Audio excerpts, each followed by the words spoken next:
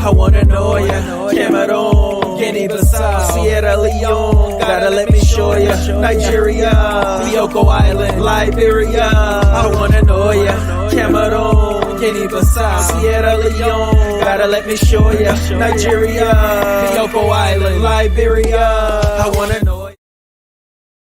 Hey family, we want to know ya. It's Wendy again from African Ancestry, and I am holding it down for our fearless leader, Dr. Gina Page, who is on the African Ancestry Family Reunion Part 2 in Sierra Leone. So just come on in, do like we always do.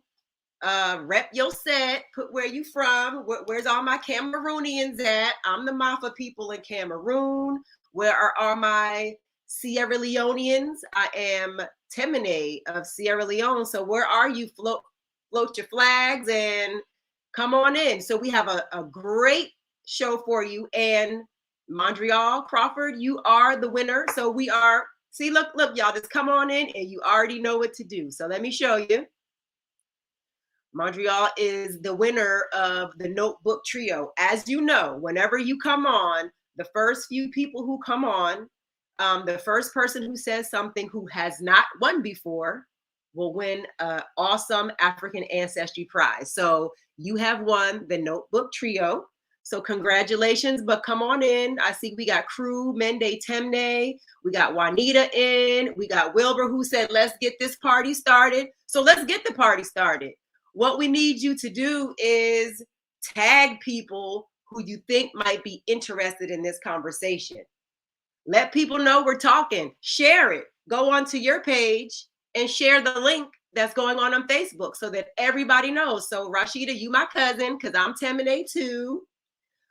Mahawa, hi. So come on in. So we're going to do a little housekeeping today. So as you know, or as many of you know, we just had our very first African Ancestry Reveal Day. It was last Saturday, and it was right after Thanksgiving. We had more than 150 people get their results. It was sort of like when you see the kids online when they're getting their college acceptances. It was just like that.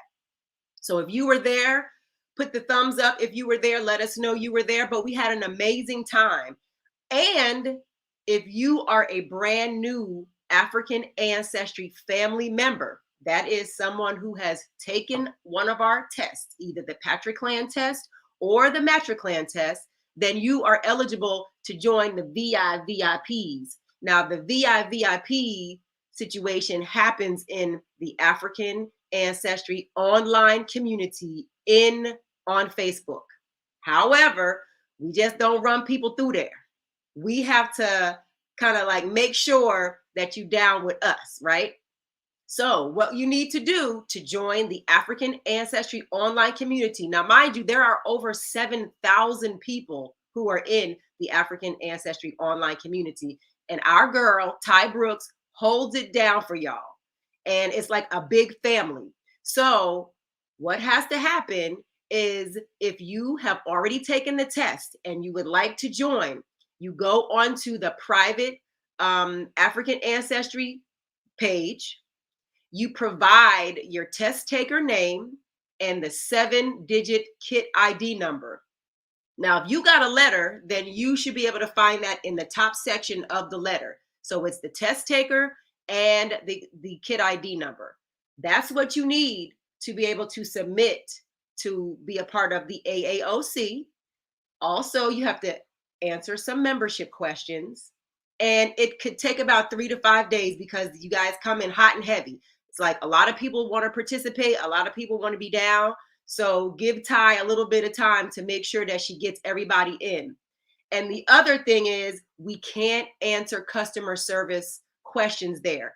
Use our number, call us, email us if you have a question specifically about your test, but otherwise, you just coming in there to hang with your family, meet new family members, plan to get together, learn more about your ethnic group. So again, to join the AAOC, make sure you do those things. And then we're going to get right to it. So we have an amazing show for you tonight, of course. So Juanita, welcome. Welcome, Derek. Welcome. We have director of Aket Tours, and also the director and producer of a cool film called the HAPI Film that we will be talking about here. We have Taaqiy Grant.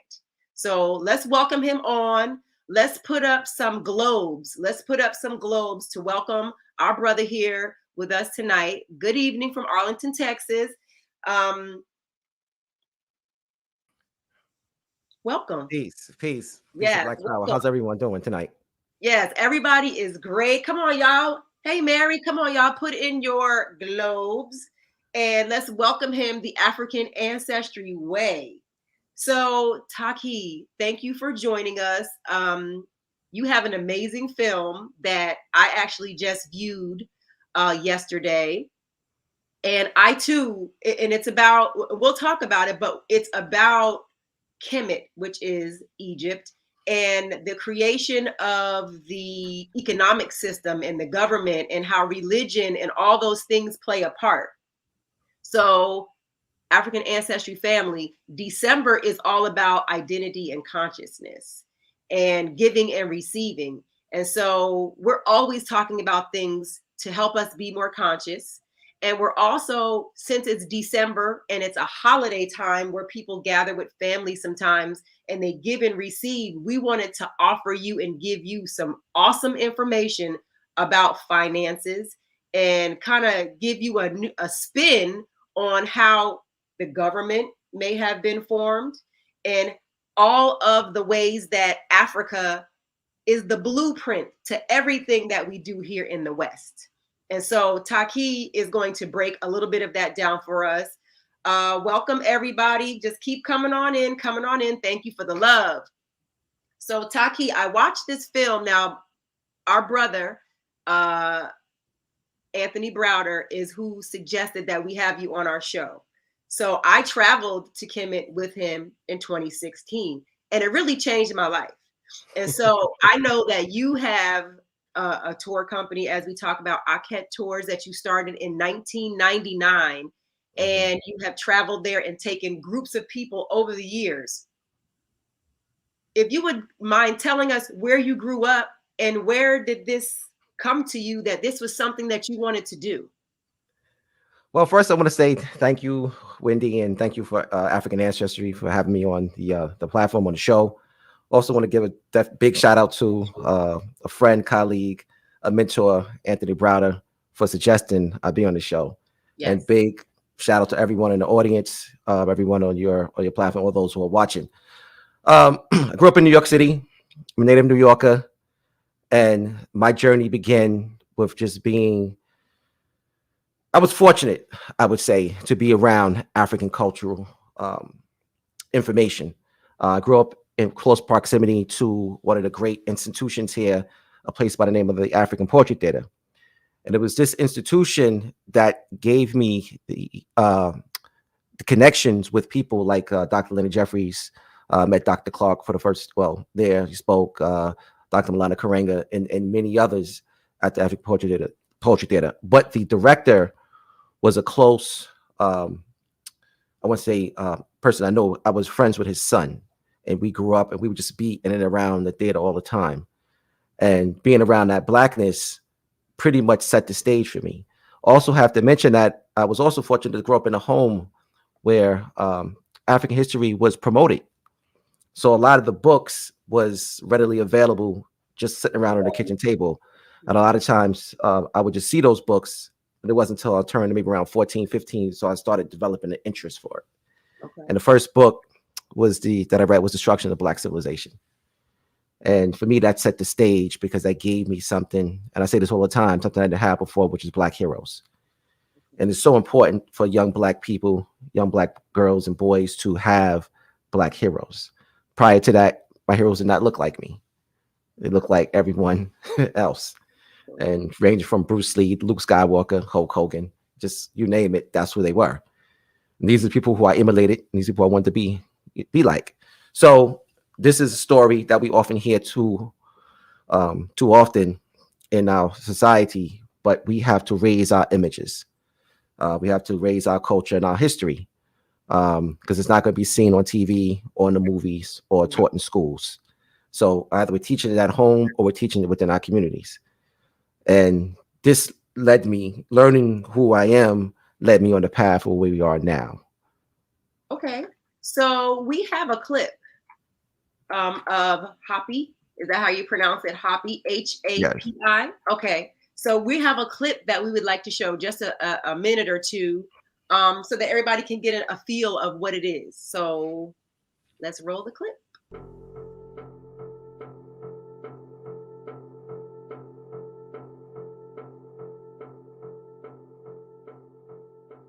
So we have to have our own narrative of what history has been and what history is and what history can be used for.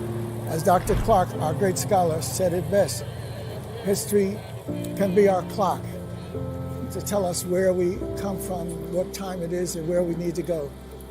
History can be a compass for us to let us know what we have to do and what we haven't done, so that we have to make sure that we don't build our narrative of socialization, how we get our values, and acculturation, how we fit into society, based upon the lies of European superiority and African inferiority.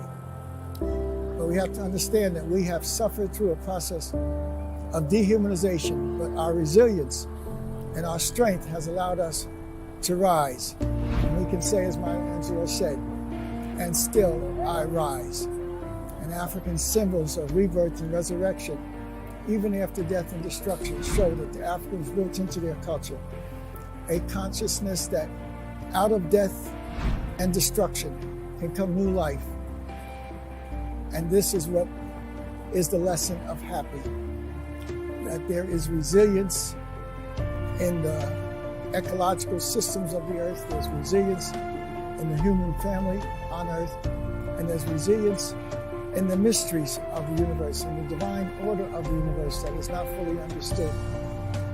But it all represents a chance to bring out of death and destruction new life, and to do as the Africans understood they were doing, build for eternity.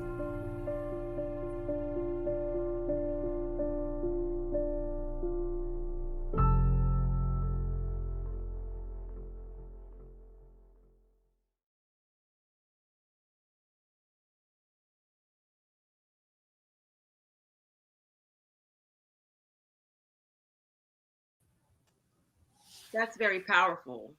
That's very powerful. So family, if you feel like me, put the praise hands up, because that's very powerful. And Felicia's here. Peace, Felicia. Good to see you. So what made you so we understand a little bit about the evolution and the genesis of why you started to do that. So now, when was your first trip to Kemet, Egypt? In 99. Okay. That was the first time. 1999 was the first time. And so what made you understand that it was okay to go there? Like I've always remember hearing about it. There was wars there and there was always something going on there. So what made you feel comfortable to go? And then what made you feel comfortable actually taking other people? Well, I never had a discomfort. Let me not say that. So the early parts prior to September 11th, yes, there was no discomfort or questions about traveling to Africa, anywhere in Africa, particularly to Egypt. Okay. So for me, that didn't exist. I wanted to go with people like Dr. Ben, but this was at the time where Dr. Ben was pretty much started phasing out and doing trips. Right. So I had to make the decision to go and to go alone. The information that I developed through the things I previously shared, the books that I read, and going to the Cultural Center, the African Portrait Theater, grounded me in some of the information. So I had some context for some of the things that we know to be Kemetic or ancient Egyptian. Mm-hmm. So I was prepared in that sense. I had some ground level information, not a whole lot, but I had enough information to know how to get around. And that's the important piece. And even with my trips today, I tell everyone, it's important for you to read watch documentaries, to know information before you go, because it's all going to sound like gibberish to you if you have no foundational information. At least know something about ancient Egypt or Kemet prior to your trip, and that's essential. So at the time, I was an avid reader. I watched every documentary that came on TV, so I was prepared in that sense. I knew where the major places were, and how to kind of navigate the system, or navigate the country. So that was kind of ideal. So the first group originated from just seeing all these people, all from around the world there. You had your Eastern Asians, Western Asians, Eastern Europeans, Western Europeans. I just saw everybody, Chinese, Japanese, French, Germans, Swiss, but no non-Indigenous Black people. I said, well, damn, these people must not really understand why it's important. Everyone is there marveling over who we are, except us. Right. So thus, I started putting together the tours, and we started really bringing people back and forth. The comfort level for me came in, and I remember having a lot of anxiety doing the trips, and especially the first one. And I was like, because I questioned myself like anyone else would. I questioned myself, did I, what gave me the authority to be able to do this, especially on my own? I didn't come the traditional path where I had someone actually lay it out for me and mentor me. Everything was kind of like just learn as I go along. And one of the things that happened on one of the first early trips, people on the trip really kind of already knew each other. So I remember having this calmness come over and kind of relax me in the sense of like, really like, wow, okay, this is something that, it's not going to be, I wouldn't say bad, but all those things, those thoughts go in your head just kind of just went out immediately. And I was really happy about that because it gave me a level of comfort to be able to move forward. There were some learning curves, lots of them, bumps in the roads. But several years later, we got our rhythm, and here we are today. We have this trip coming up, this marvelous, magnificent trip coming up in February, the One Africa Return to the Source Study Tour and Conference. It's going to be about 10 days long, and it's going to be powerful. The conference theme of the One Africa Returns to the Source deals with the connectivity of African cultures, which brings us back to HAPI. HAPI was developed in its genesis, really focusing on the relationships between the kingdoms of the Nile, because that was essential to me, because this is the way how Egypt is taking, well, let me rephrase that.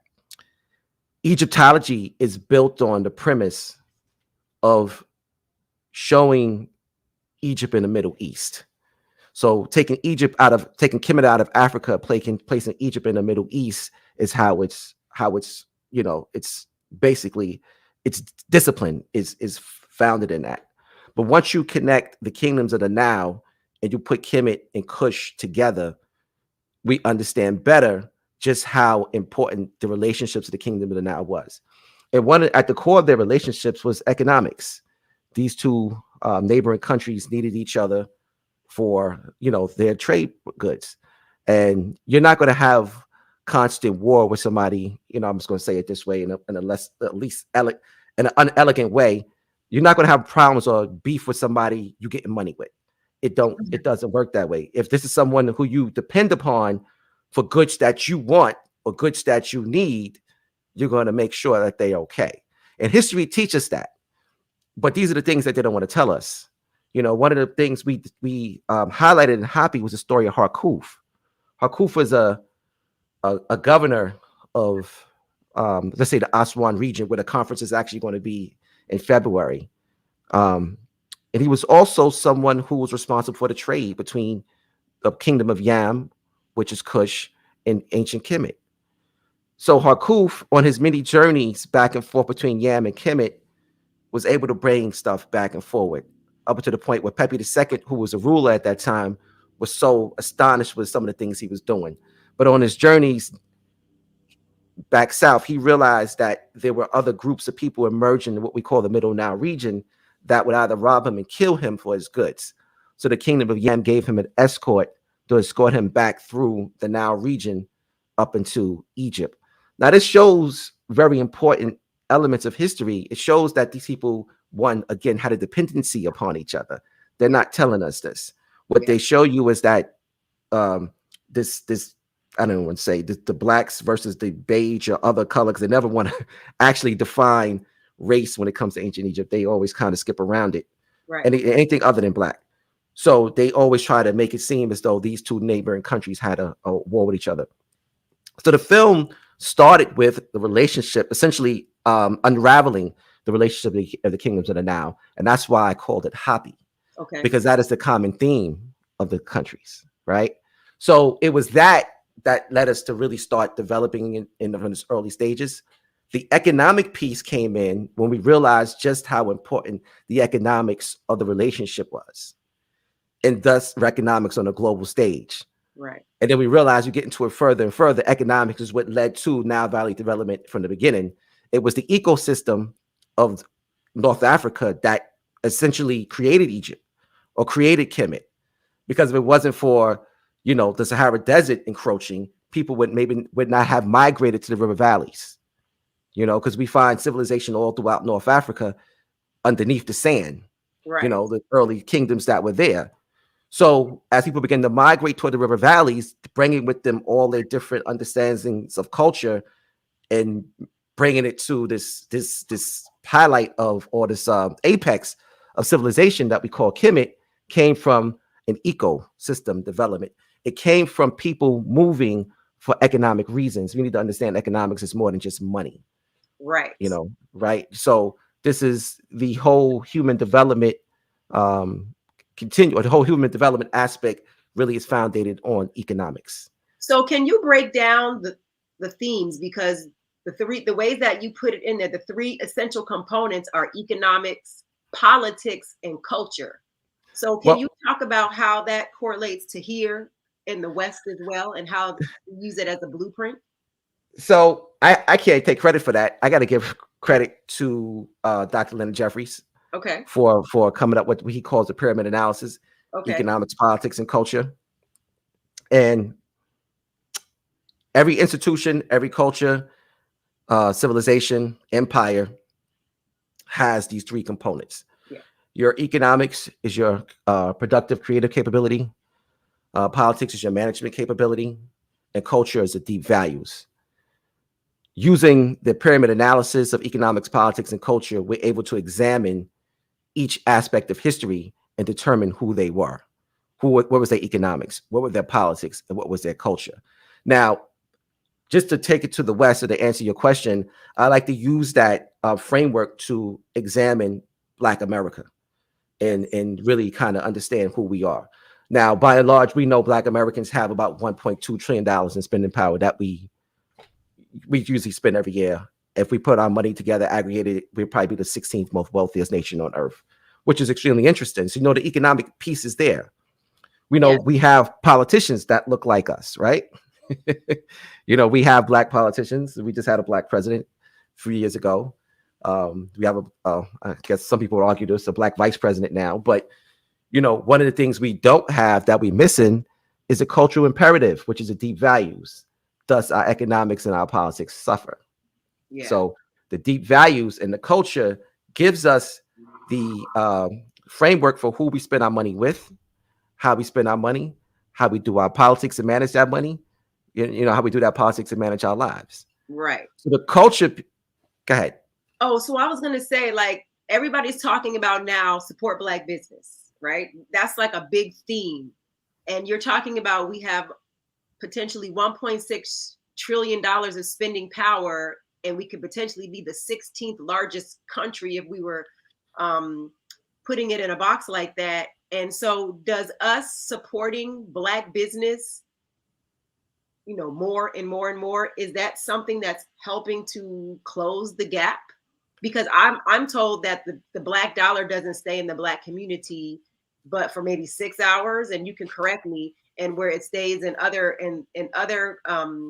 communities much longer. So can you kind of talk to us about that and what that looks like for us? Well, yes. And just to take a step back, one of the things we have in the film, we talk about consciousness and money, right? Mm-hmm. Now, some people have consciousness, some people have money. You both need, strategy and finances to be successful. And the strategy should be, like it is in most communities, to spend money within that community, because once we do this, you're right, the ecosystem of that dollar circulates within the community, which then helps almost every facet.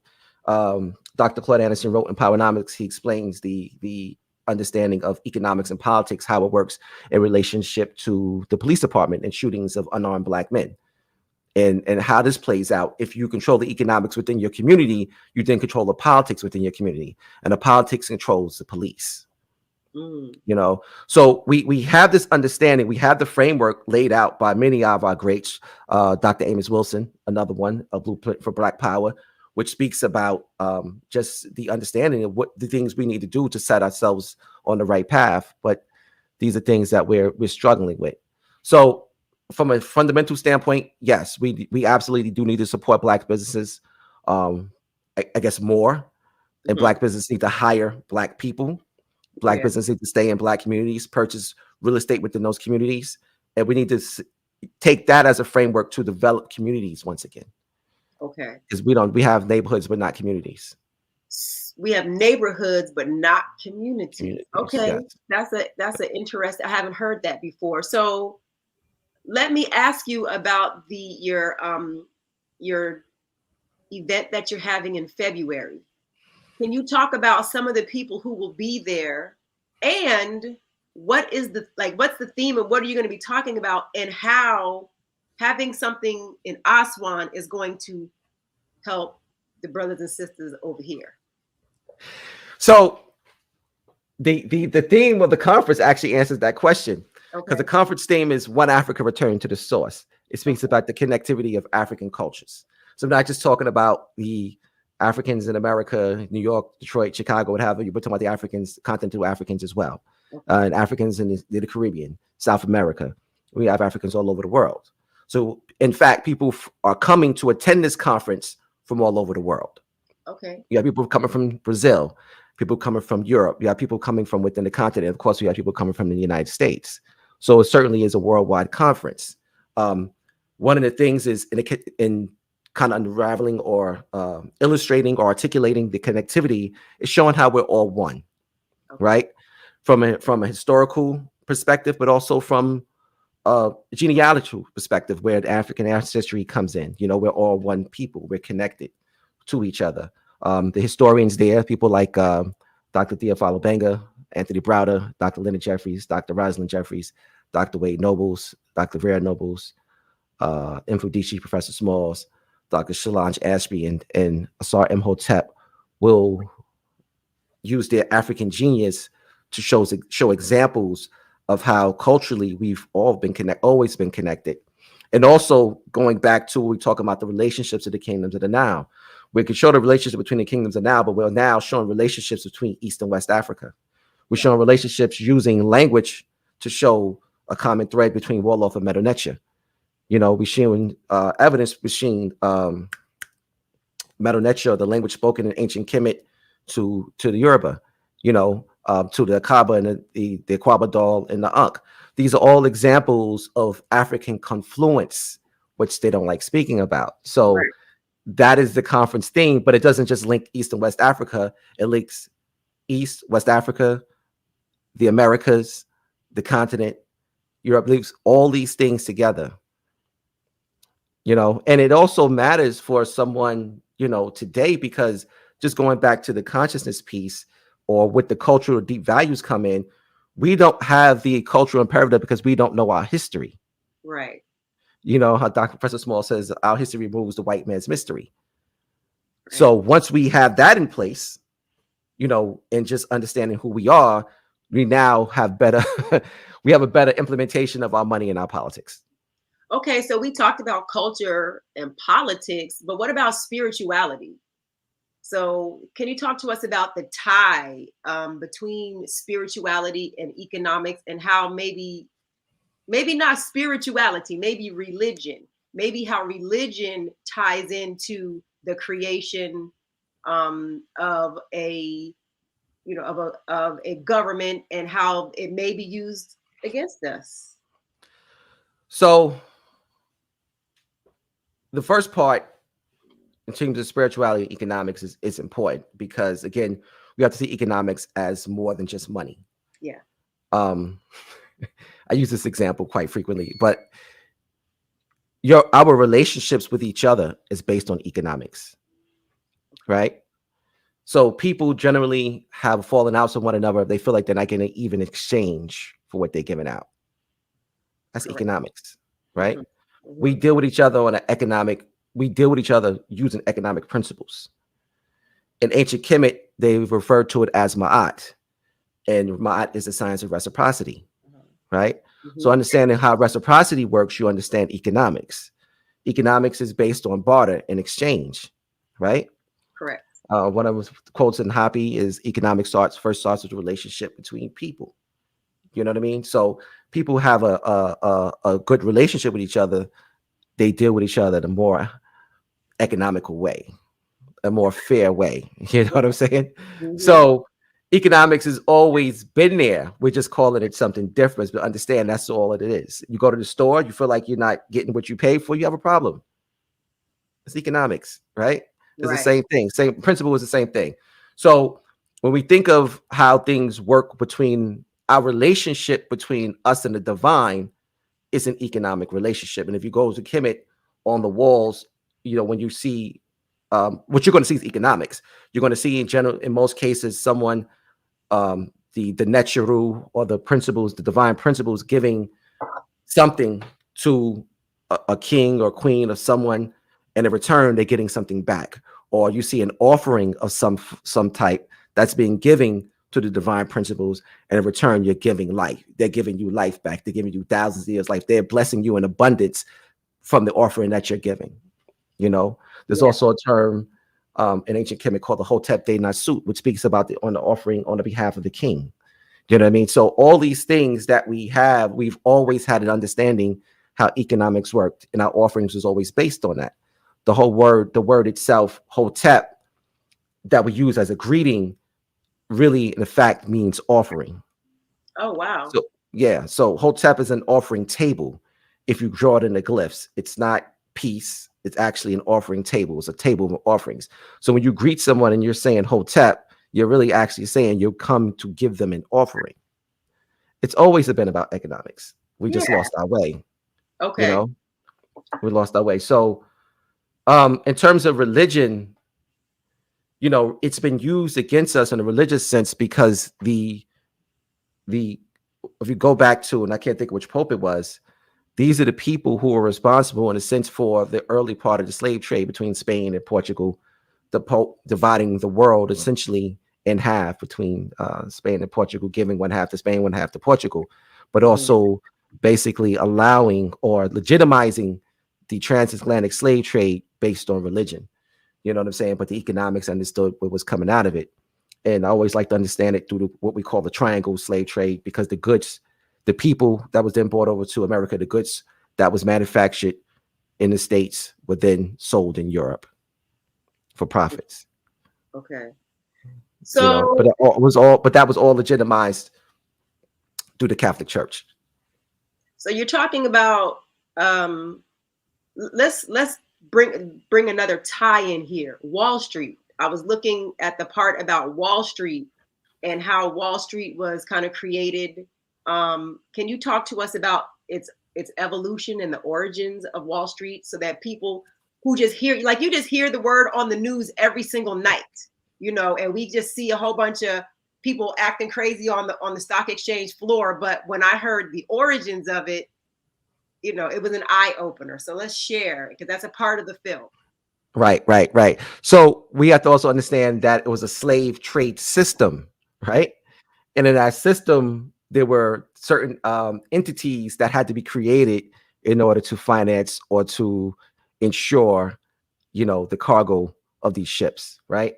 Right. So you had companies like the Dutch West Indies Company, the East West Indies Company, which people then bought stock in, right? Okay. And these were the companies that were primarily responsible for the transatlantic slave trade.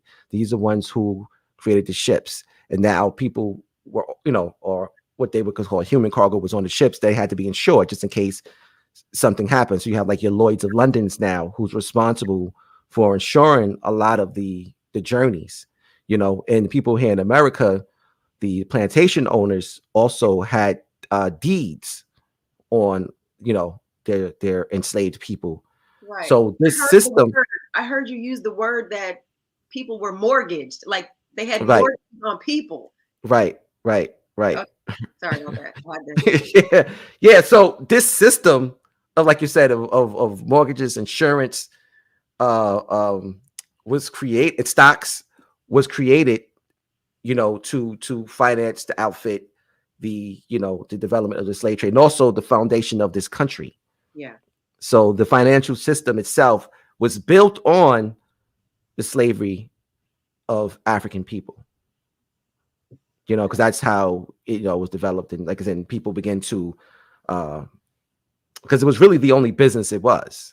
Right. You know what I'm saying? It was the only business there was. It wasn't all the industries were created out of that. The textiles, you know, the goods, you know, the consumption goods, Right. what developed through enslaved Africans. So now the companies grew and they split apart, became other companies, but that was their origin.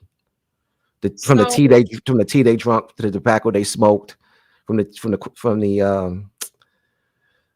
sugar they put in their tea, from the sugar they use as their rum, Right.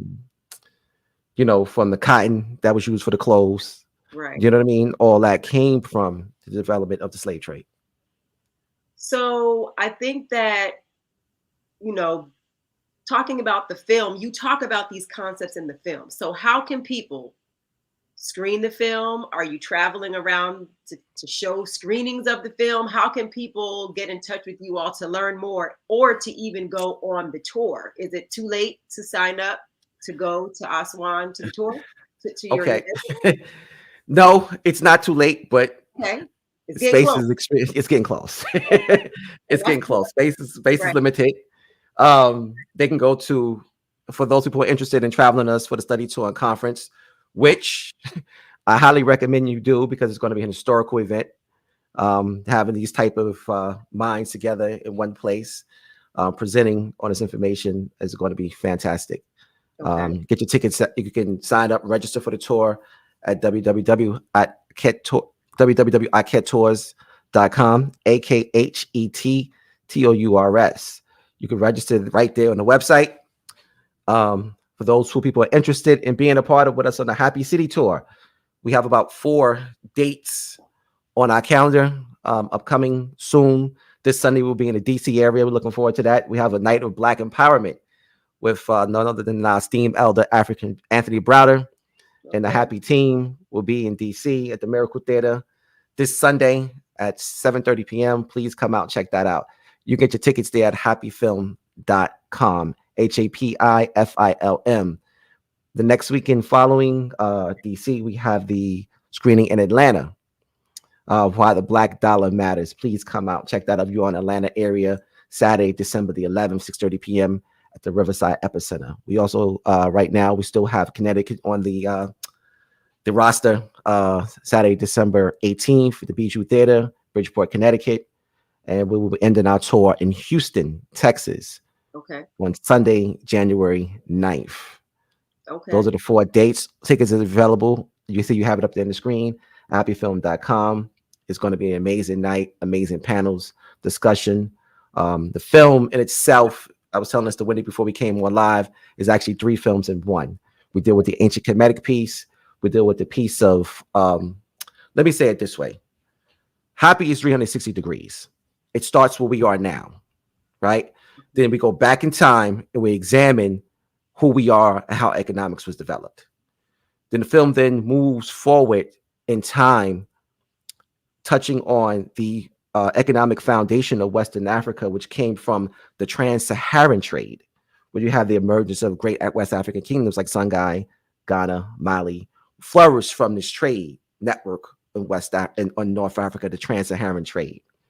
Then we move from that to the development and the evolution of Western civilization and their economic genesis, which is the transatlantic slave trade, right? So as we touch on the transatlantic slave trade, they then come across the Atlantic to the development of early America, its foundation, its laws, its rules, things like Bacon's Rebellion, the law of coverture, how we got to where we are, in just in the sense of the relationship between Black people and white people in this country, and what's pretty much at stake. We then come to moving forward in history, moving forward in time, I should say, to where we are now. So coming back full circle, the last maybe half hour, 40 minutes of the film is probably the most important, because it's solution based, dealing with what we can do now as African people, not only in the Americas, but all throughout the world, throughout the diaspora, what we can do now to better our standings and better our situations, and not all the things, some of the things we discovered are in there, or we did not things discovered. Some of the things we talked about are in there in that last half hour, 45 minutes of the film. So it's essential to see, because it not only gives you historical context, but then it now gives us answers to what we need to do. Because the film starts off with questions like, why we got all this money? Excuse me, I don't know if I can curse here, but why we can't get our shit together.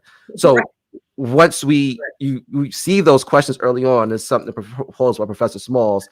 The answer is at the end of the film. Okay. You know what I'm saying? This is what you need to do. So I have two questions. For those places where you're not going, I saw somebody say, so what's up with Chicago? So if they can't come on the tour, where else can they see it? And is there, what does that look like? So Chicago still may be an option at some point, but people don't have to wait to see the film. They can go to the website, and they can go to hapifilm.com. They can either get a DVD, which will be mailed to them, or they can watch it tonight by getting a digital copy. Okay. Or they hit the link, purchase the digital copy, and they can start watching HAPI right now. Okay. So. Or they can also get some of our great T-shirts and stuff that we have. Okay. This one is Nubia. Okay. And I just kind of have to it was kind of skip some steps, but HAPI is actually the third of the film series. Okay. The first film is a film entitled Nubia, The Untold Story. And this film was done in 2006. Okay. And I did this on my many travels to the Sudan. Most people don't know there's more pyramids in Sudan than there is Egypt. Right. Again, talking about that Kush piece that we don't really hear about too much. They don't want to talk about that. That's why we subtitled it This Untold Story. Okay. So after we did and this shirt was made in commemoration of that film, and the shirt and others are on the website as well. So you had the Nubia film. Then a couple years later, we put out a film called The Tekken, right? The Tekken is what the Africans call, well, it's the symbol for resurrection and rebirth, what the Europeans call an obelisk, right? Most people are familiar with the Washington Monument. Mm-hmm. That is the African symbol referred to as a Tekken. The subtitle of that film is so important because it's uncovering the influence of ancient Egypt. So it's an analysis of European culture using our symbols, our history to empower themselves. So there's more Tekken outside of Africa than it is inside of Africa. You have more in Rome. They stole them. You have more in Rome than you have all of Egypt. Yeah, which is amazing. And I think that is really interesting to me since I became hip to that. Even when I drive through graveyards, depending on the graveyard of who's buried there, you see those on very prominent people. They have those because they understand.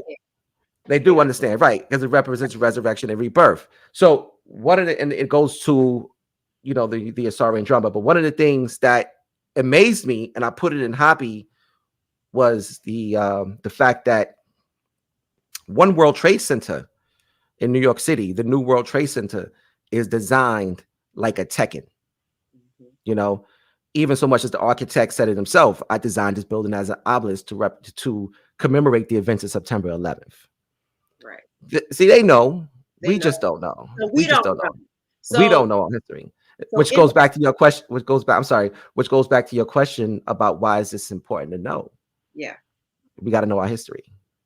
Right. Now, going back to before we're going to do our fact or whack, so everybody knows, our family members know we have a new segment called Fact or Whack. But before we do that, my question went out of my head.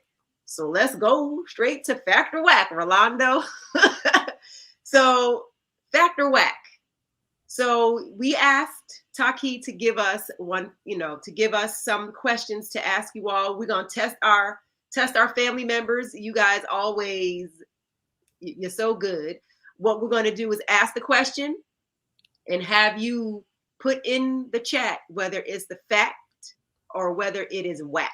And Taaqiy will break down the answer to us. So let's go to the first one. The first question. The ancient Egypts were Africans.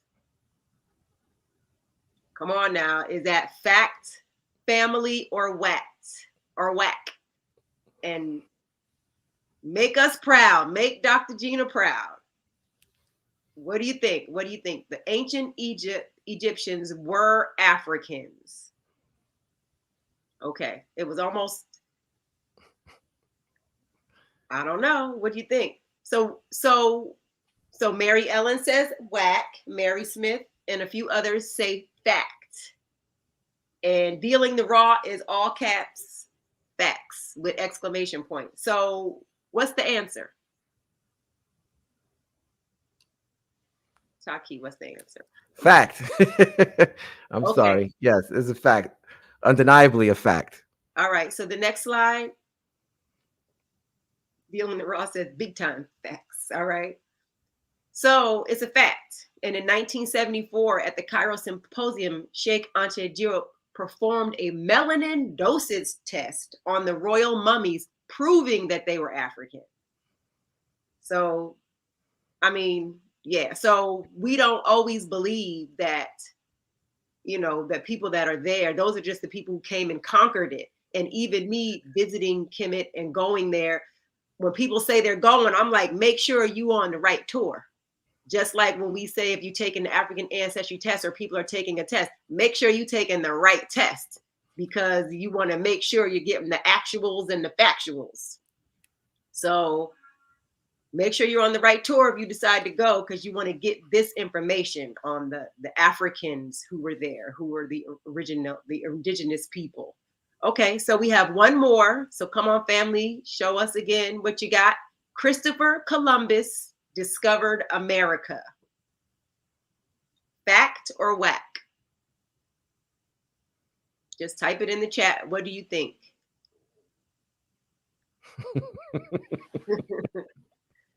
Shanae says whack. Mary says whack, exclamation point. So everybody said, and Derek Washington is saying all the way whack. Mike Jackson says facts. Okay, so what's the answer, Taaqiy? Whack. Whack. And so Nicole says wick whack. So where I'm from, we say wick whack. Okay, it's whack. So tell us why. The next slide.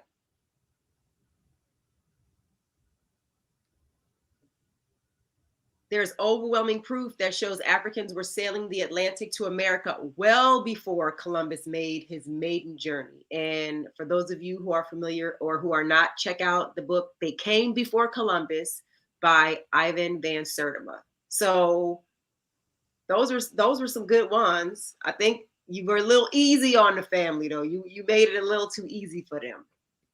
You made it a little too easy. But after they watch the film, I believe they will have so much more information. Like I watched it and I learned so much, and I think I know a little something. But I loved understanding, you know, sort of the origins and how things are tied together, because I feel like for me, it helps me to navigate the things that are going on. It helps to also calm my nerves, because I realize this was set up this way. And it's not me. I'm not crazy. I'm not, what I'm experiencing when I'm experiencing certain things, I understand now that this was set up to be like this, so that I can calm myself and connect with myself, connect with my ancestors, understand my power, understand my people, and that helps me to navigate and to move forward. What do you think about that? Well, absolutely. That's why we created the HAPI Compass, to talk about navigation. It's important to be able to navigate through this system. And we need the elemental principles to help us do that, and the elemental principles of economics, politics, and culture.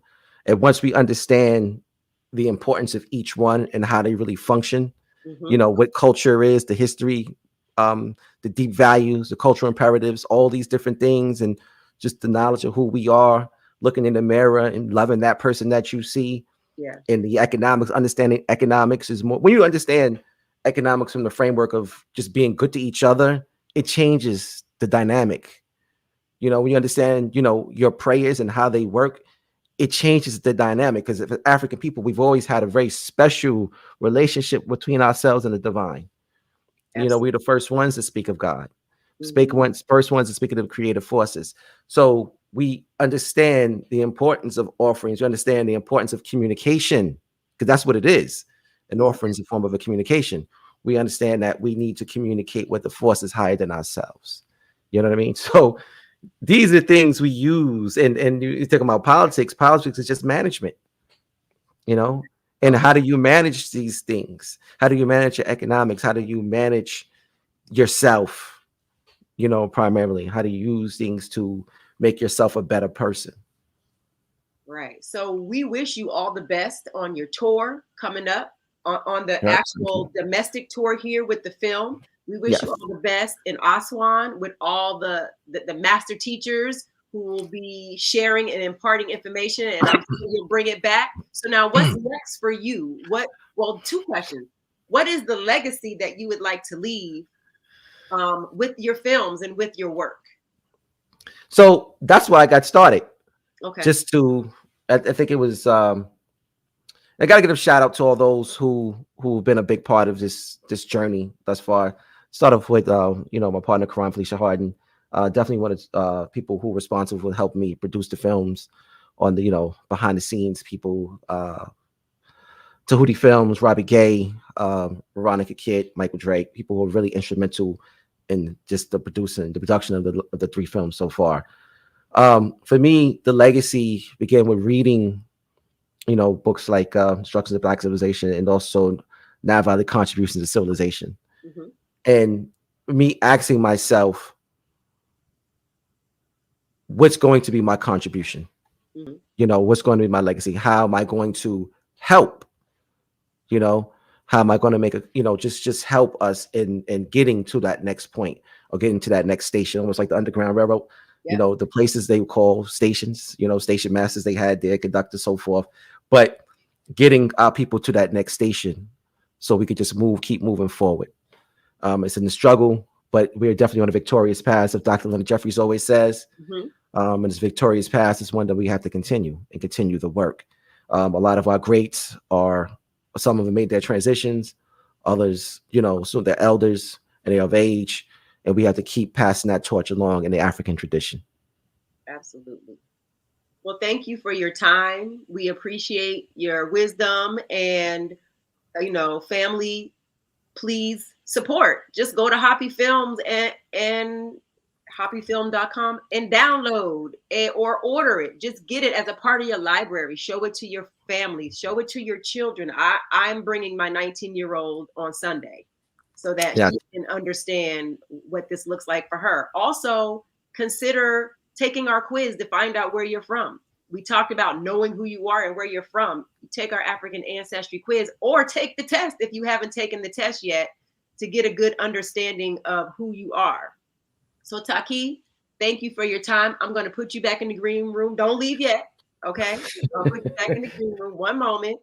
And family, so next week, Dr. Gina will be back and she'll have lots of stories to share about the African Ancestry Family Reunion in Sierra Leone. Also, you can visit our YouTube channel and watch part 1 from when we all went, including me, when we went to Sierra Leone as the inaugural group to get our citizenship. You can view the whole 14-minute documentary on our YouTube channel. So please go and visit that. But next week, we will be back with 2 amazingly powerful women, Anita Kopach and Dr. Velma Love. And we will be talking about, again, honoring the ancestors, dead, not done. And you do not want to miss this. It is going to be an amazing show. Dr. Gina will be back. We'll have another winner, and we will be here to love on each other again. So thank you for your time. Thank you for your support. Again, we got Omicron out here now. So we are still in the trenches. So please wash your hands, wear your mask, support your immune system. Thank you, Mary. Support your immune system, and we will see you next week. Take care. Peace.